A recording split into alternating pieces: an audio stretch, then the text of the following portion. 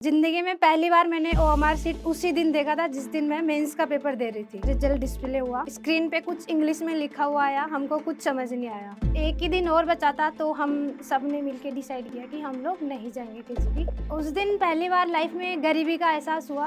हमारी सारी मेहनत पैसों के सामने फीकी पड़ गई। हमारे सारे रिजल्ट हमारी गरीबी ने मिटा दिए।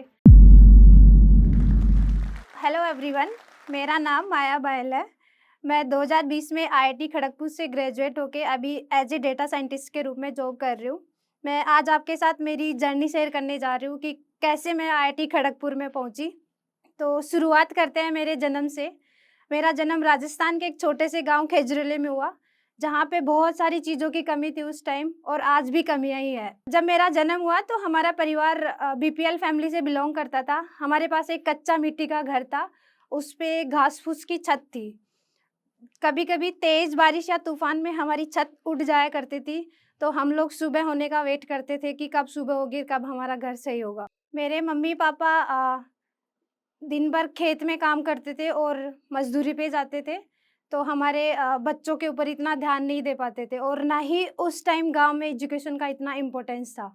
अब क्योंकि हमारे परिवार का आर्थिक कंडीशन सही नहीं था, हमारा घर की स्थिति सही नहीं थी, तो कोई भी हमारे घर पे आने आना जाना भी पसंद नहीं करता था। कोई घर पे आके पानी भी पीना पसंद नहीं करता था।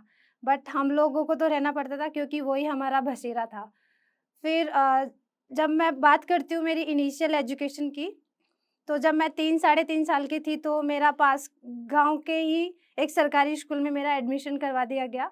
वहाँ पे ही मैं स्कूल में जाने लगी। एक बार मुझे याद है, जब मैं सेकंड क्लास में थी तो मैंने पूरी क्लास के सामने पोएम याद करके सुनाई थी, और गुरुजी ने फिर मेरी बहुत तारीफ़ की थी पूरी क्लास के सामने। अब तारीफ़ सुनना मेरे लिए और मेरे परिवार के लिए बहुत अजीब बात थी, क्योंकि हम ऐसे माहौल में रह रहे थे, ऐसे ज़िंदगी काट रहे थे कि हमको सब लोग ताने ही मारते थे। तो तारीफ़ सुनना मेरे लिए बहुत सुकून की बात थी। तो हर दिन मैं ऐसे चाहती थी कि मेरा गुरुजी पूरी क्लास के सामने तारीफ़ करे, स्कूल के सामने तारीफ़ करे। तो मैं हर दिन घर पे जाके पढ़ाई करती थी, जो भी क्लास में पढ़ाया पढ़ती थी। ऐसे करके मेरी पढ़ाई में रुचि बिल्ट हुई। और जिस स्कूल में पढ़ रही थी वहाँ पे 3-4 क्लासरूम थे और 8 क्लासेस थी एंड 2-3 टीचर्स थे। और सेम स्कूल में मैंने 8 क्लास तक कंटिन्यू किया। उसके बाद में जब मैं 9th क्लास में हुई तो मेरे को गाँव से 6 किलोमीटर दूर एक दूसरी गवर्नमेंट स्कूल में एडमिशन लेना पड़ा। तो मैं चाहती थी कि मेरा कहीं प्राइवेट स्कूल में एडमिशन हो, लेकिन बिकॉज़ ऑफ फाइनेंशियल कंस्ट्रेंट वो सब नहीं हो पाया। तो मैं सुबह 6 बजे घर से निकलती थी, उस कड़ाके की ठंड में 6 किलोमीटर पैदल चलती थी, और पहुँचते-पहुँचते मेरे हाथ की अंगुलियाँ एकदम सूनी पड़ जाती थी। उसके बाद में मैं ट्यूशन करती थी, ट्यूशन से सीधा स्कूल जाती थी, फिर स्कूल से सीधा मैं घर जाती थी, तो मेरे को ऐसे करके शाम के 6 बज जाते थे। अब क्योंकि हमारे घर में ना उस टाइम तक लाइट थी, ना ही कुछ और सुविधाएँ थी, तो हम लोग चिमनी से पढ़ा करते थे उस टाइम पे। तो जाके मैं सो नहीं सकती थी, मेरे को चिमनी से पढ़ाई करनी पड़ती, अदर अगर मैं पढ़ाई नहीं करूँगी तो मेरा एग्ज़ाम गंदा चला जाएगा। तो हम लोग रात को चिमनी से पढ़ाई करते थे, और पढ़ते-पढ़ते पता ही नहीं कब नींद आती थी रात को, और जब सुबह उठ के देखते थे तो हमारी आँखों में काला कचरा ऐसे जमा मिलता था हमको। हम लोगों की ये कंडीशन देख के लोग हमको जज करते थे कि ये लोग कैसे घर में रह के पढ़ रहे हैं, इनके पास कुछ भी नहीं है, इनका कोई फ्यूचर नहीं है।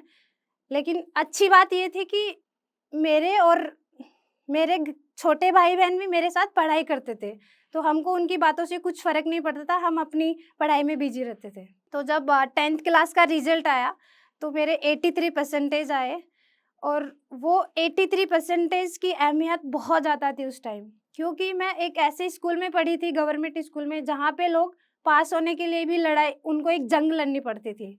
उस स्कूल में पढ़ के 83% अंक लाना एक बहुत बड़ी बात थी, और जहाँ तक मुझे याद है, वो स्कूल का 30-40 साल का ऐतिहासिक रिकॉर्ड मैंने तोड़ा था सबसे ज़्यादा परसेंटेज बना के। ये सब रिजल्ट्स देख के लोग मेरे मम्मी-पापा की प्रशंसा किए, उनको बहुत सारी बधाइयाँ दी। ये सब देख के मेरे को बहुत अच्छा लगा। एक दिल में एक सुकून-सा महसूस हुआ कि मम्मी-पापा को चलो कुछ तो खुशियाँ दे पाई मैं। तो हम लोग 10th के रिजल्ट्स के बाद में एक दूसरी गवर्नमेंट स्कूल में चले गए, क्योंकि जो सेम स्कूल थी, उसमें मैथ सब्जेक्ट नहीं था, तो हम लोग फिर गाँव से 25 किलोमीटर एक दूसरी गवर्नमेंट स्कूल में चले गए। लेकिन 2-3 दिन बाद में एक प्राइवेट स्कूल वाले मेरे घर आए और मेरे पापा को बोला कि हम आपकी बेटी को फ्री में पढ़ा देंगे 2 साल। तो फिर मैं उस स्कूल में जाने लगी। मैंने सेम स्कूल में 11th किया।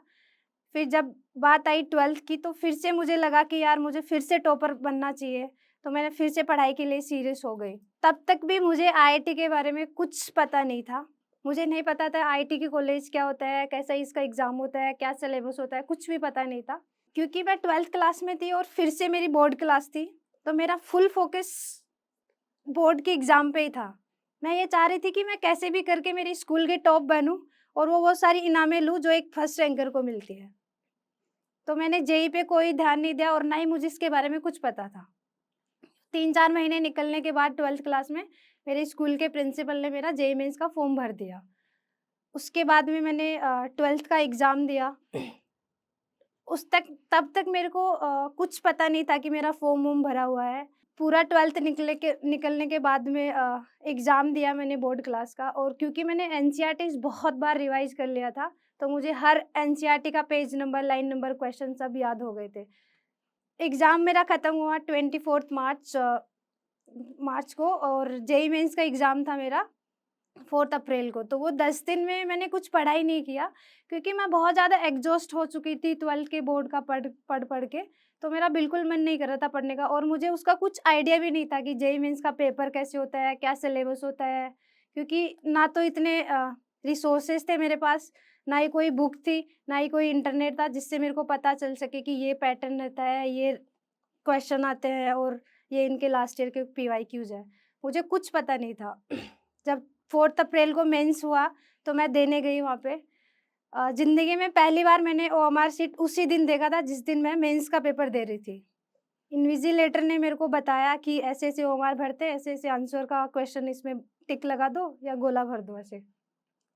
तो ऐसे करके मैंने जेईई मेंस का पेपर दिया और मैं घर आई। उसके बाद में हम लोग जेईई मेंस के रिज़ल्ट का इंतज़ार नहीं कर रहे थे, हम लोग वेट कर रहे थे कि कब 12th का रिज़ल्ट आएगा और कब मुझे पता चलेगा कि मेरी स्कूल में टॉपर कौन है। हम लोग 12th के बोर्ड के एग्ज़ाम के रिज़ल्ट का वेट कर रहे थे, लेकिन बीच में ही जेईई मेंस का रिज़ल्ट आ गया और मेरे जेईई मेंस में 146 मार्क्स आए। तो मुझे बहुत दुःख हुआ कि इतने कम मार्क्स कैसे आ गए, 50%। क्योंकि मेरे कभी इतने कम मार्क्स नहीं आए थे, मेरे हार्डली 5 या 10 मार्क्स कटे थे आज तक की जर्नी में, लेकिन मेरा सीधा 50% मार्क कट रहा है, तो मुझे बहुत ज़्यादा खुशी फ़ील नहीं हुई वो नंबर्स की। फिर जब 12th का रिज़ल्ट आया, तो मेरा पीसीएम में 97 परसेंटेज बना और मेरा ओवरऑल 89 परसेंटेज बना, और I was the topper in the school. तो मुझे उस बात से ज़्यादा खुशी थी, और मुझे बहुत उस टाइम मुझे बहुत सारी इनामें मिली, क्योंकि मैं टॉपर थी क्लास की और बहुत सारे लोगों ने बहुत सारी इनामें बोल रखी थी। तो वो इनाम देख के मुझे बहुत खुशी हुई, मम्मी-पापा को बहुत ज़्यादा सुकून मिला कि चलो हमारे बच्चे अच्छे पढ़ाई कर रहे हैं। तो 12th का रिज़ल्ट आया, उसके बाद में मेरे को एक फ़ोन आता है कि आपको जेईई एडवांस का भी देना है पेपर। तो मेरे को उस टाइम पता चलता है कि जेईई मेंस के बाद में जेईई एडवांस भी देना पड़ेगा। मैं तब तक ये सोच के बैठी थी कि जेईई मेंस मतलब यही आईआईटी का मेन एग्ज़ाम होता है, इसके बाद में कोई और एग्ज़ाम नहीं होता है। मैं उस टाइम तक मुझे कुछ नहीं पता था एडवांस में कितने पेपर होते हैं, कैसा इसका पेपर का फ़ॉर्मेट होता है, कैसे टाइप के क्वेश्चन्स आते हैं, कुछ पता नहीं था। मैं जैसे-तैसे करके वो पेपर दे के आई और मेरा वो क्वालीफाई नहीं हुआ। उसके बाद में हम फिर से आस-पास की लोकल कॉलेजेस देख रहे थे। मेरे को 1-2 यूनिवर्सिटी से कॉल आया कि हमारे कॉलेज में एडमिशन ले लो। बट एक दिन ऐसा हुआ कि हमारे घर पे मेरे प्रिंसिपल स्कूल के घर आए और उन्होंने बोला कि आपका एडमिशन चिक्कर में करवा के आएँगे। बट हमको लगा कि कोचिंग्स की फ़ीस लाखों में होती है, वहाँ पे रहने-खाने का खर्चा भी होता है, तो कहाँ से लाएँगे इतना पैसा? लेकिन मेरे सर बहुत अच्छे थे, उन्होंने मेरे बारे में कोचिंग वालों से बात किया और उनको बताया, मेरी कंडीशन समझाई, और based on my results and percentage marks, coaching वालों ने डिसाइड किया कि हम आपको पूरा फ्री में पढ़ाएँगे। आपका रहने-खाने का खर्चा, कपड़ों का खर्चा सब लोग हम फ्री में देंगे। जब मेरे मम्मी-पापा को पता चला कि कोचिंग वालों ने मेरे को फ्री में पढ़ाने का फैसला लिया है, और वो भी बिना किसी हॉस्टल फ़ीस दिए हुए, बिना किसी कपड़ों के। तो मेरे मम्मी-पापा को बहुत सुकून महसूस हुआ, उनको बहुत खुशी फ़ील हुई कि हमारे बच्चे एक अच्छे अच्छे इंस्टीट्यूट में पढ़ रहे हैं। उसके बाद में मैं कोचिंग में गई। मेरे को वहाँ पे जाते ही टॉपर्स बैच में डाल दिया गया। अब वो बैच में ऐसे बच्चे थे कि वो लोग 2 साल से जेईई एडवांस का तैयारी कर रहे थे, 1-2 नंबर से उनका जेईई एडवांस मिस हुआ था। तो मेरे को उनको देख के बहुत ज़्यादा डीमोटिवेशन फ़ील होता था, ऐसे लगता था कि मेरे को कुछ नहीं आता उनके कंपैरिज़न में। तो ऐसा 3-4 महीने तक चलता रहा, मैं स्ट्रगल करती रही वो बैच में। फिर मैंने एक दिन पापा को ऐसे दुखी होके बोला कि पापा जी मुझे नहीं करना, मेरा यहाँ पे नीचे से रैंक आता है और मैं ज़ीरो हो गई हूँ यहाँ पे कि मेरा कॉन्फिडेंस टूट गया है। बट मेरे पापा ने मेरे को पुश किया और मेरे को मोटिवेट किया कि नहीं, इतना जल्दी हार नहीं मान सकते, पढ़ाई करके देखो, 1-2 महीना देखो हो जाएगा सब सही। उस दिन के बाद से मैंने डिसाइड किया कि आज के बाद से मैं कभी हार नहीं मानूँगी पढ़ने को लेके तो। फिर मैंने 5 महीने मैं बिना घर गए सेम जगह रह के प्रिपरेशन किया और मैंने जेईई एडवांस का एग्ज़ाम दिया। अब हम लोग वेट कर रहे थे रिज़ल्ट्स का, तो जिस दिन रिज़ल्ट आया उस दिन लगभग सुबह के 10 बज रहे थे। हमारे पास एक गवर्नमेंट से इनाम में मिला हुआ एक लैपटॉप था और हमने मेरे एक भैया से डोंगल उधार में ले लिया था थोड़ी देर के लिए। उसमें ₹50 का रिचार्ज करवाया और हम रिज़ल्ट निकालने बैठ गए। हम सब भाई-बहन बैठे थे, मेरे एक ताऊ जी बैठे थे और हम रिज़ल्ट निकाले, रिज़ल्ट डिस्प्ले हुआ। स्क्रीन पे कुछ इंग्लिश में लिखा हुआ आया, हमको कुछ समझ नहीं आया। बट बिकॉज़ वो वहाँ पे कांग्रेचुलेशन लिखा हुआ था और ग्रीन कलर में लिखा हुआ था, तो हमने अंदाज़ा लगा लिया कि हम लोग पास हो गए। क्योंकि लास्ट ईयर जब जेईई एडवांस का रिज़ल्ट निकाला था, तो वो इंग्लिश में लिखा था और सॉरी लिखा था। तो इससे हमको ऐसे कन्फर्म हो गया कि हम पास हो गए। हमने कुछ नहीं देखा उस टाइम क्या रैंक है, कितने मार्क्स आए, कुछ मतलब नहीं था, बस हमको ये था कि हम पास हो गए। तो फिर मेरे पापा ने बहुत खुशी मनाई, एक दिवाली का बचा हुआ पटाखा था, मेरे पापा ने वो फोड़ा और मैं मेरे गाँव की पहली आईआईटीन बनी। उसके बाद में मैंने कोचिंग में जाके काउंसलिंग करवाया। मेरे को आईआईटी खड़गपुर में इकोनॉमिक्स ब्रांच मिली पहले राउंड में और मैंने सीट लॉक कर दी। अब सीट लॉक करने के बाद में जो आईटी वाले कम्युनिकेशंस भेजते थे, वो आइदर मेल्स के थ्रू भेजते थे या फिर जोसा की साइट पे नोटिफ़िकेशन में जाके देखना पड़ता था। और मेरे पास ना तो इंटरनेट था, ना ही फ़ोन था कि मैं वो सब उनके मेल्स चेक कर पाऊँ या फिर उनके नोटिफ़िकेशंस देख पाऊँ। तो मुझे ये नहीं पता था कि केजीपी कब जाना है, क्या लेके जाना है, क्या-क्या डॉक्यूमेंट्स लेके जाने हैं। मैं आराम से मस्त घर पे बैठी थी और मज़े कर रही थी। फिर एक दिन एक बच्चे के पापा मेरे घर पे आए। हम लोग उस टाइम सब लोग खेत में काम कर रहे थे, मैं, मम्मी, पापा, मेरे भाई-बहन और उन्होंने बोला कि मेरे बच्चे का भी आईआईटी खड़गपुर में सिलेक्शन हुआ है और हमारे बच्चे को भी आपके साथ जाना है या फिर हमको भी किसी का साथ चाहिए तो आप हमारे साथ चल लेना। तो फिर उन अंकल ने हमको सारी चीज़ें बताई कि ये डॉक्यूमेंट्स लेके जाने हैं, इस तारीख को वहाँ पे पहुँचना है और इतना फ़ीस देना है। अब 5-6 दिन और बचे थे। उन्होंने बताया था कि 35,000 वहाँ पे हॉस्टल फ़ीस लगेगा।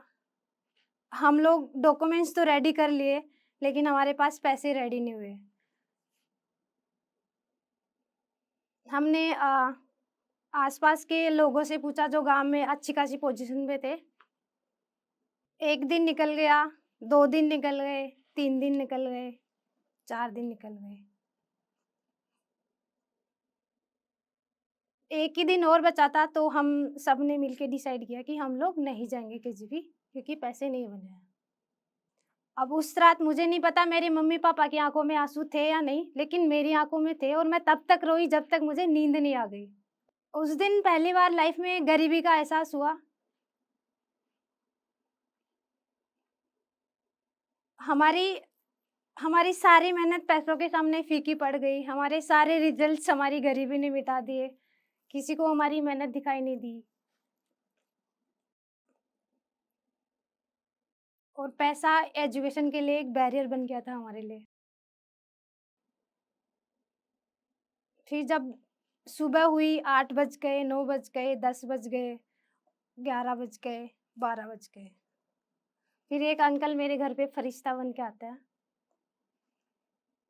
उन्होंने बोला कि ये 20,000 रुपए लो, बेटी आपकी पढ़ाई से नहीं रुकनी चाहिए पैसों की वजह से। अब हमें नहीं पता उन्होंने क्या सोच के दिया, बट हमारे लिए वो रे ऑफ होप थी।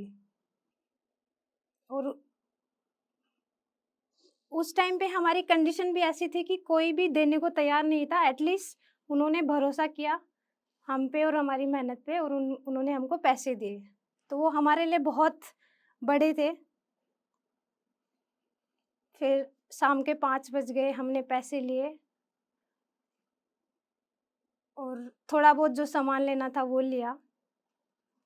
फिर दूसरा प्रॉब्लम ये था कि अगर कोई हमारे साथ एजुकेटेड पर्सन जाता केजीपी में, तो थोड़ा प्रोसेस हमारे लिए ईज़ी रहता, हमको चीज़ें समझ में आ जाती।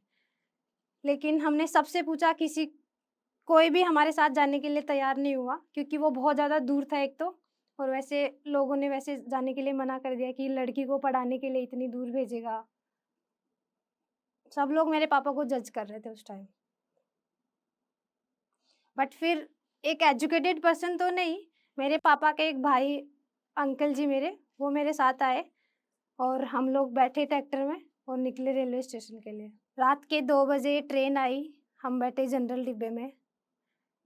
After 40 hours of train journey मैं केजीपी पहुंची। मेरे हाथ में था एक छोटा सा बैग, जिसमें था एक सूट, एक जीन्स और ढेर सारी उम्मीदें ज़िंदगी को बेहतर बनाने के लिए। अभी ये गांव की हिंदी मीडियम की लड़की, गवर्नमेंट स्कूल में पढ़ी हुई, देश भर के टॉप करके आए हुए बच्चों से कंपटीशन करने चली थी। अभी इसको उनके बीच में जाके सर्वाइव करना था और खुद को प्रूव करना था। उस दिन को आज 7 साल हो गए हैं। मैं 2020 में आईआईटी खड़गपुर से ग्रेजुएट होके आज एक डेटा साइंटिस्ट बन चुकी हूँ। जिन अंकल ने मेरे को पैसे दिए थे, उनको मैं सारे पैसे इंटरेस्ट समेत वापस लौटा चुकी हूँ। मेरे छोटे भाई-बहन भी आईआईटीएन हैं और हम तीनों गाँव में फर्स्ट आईआईटीएन हैं।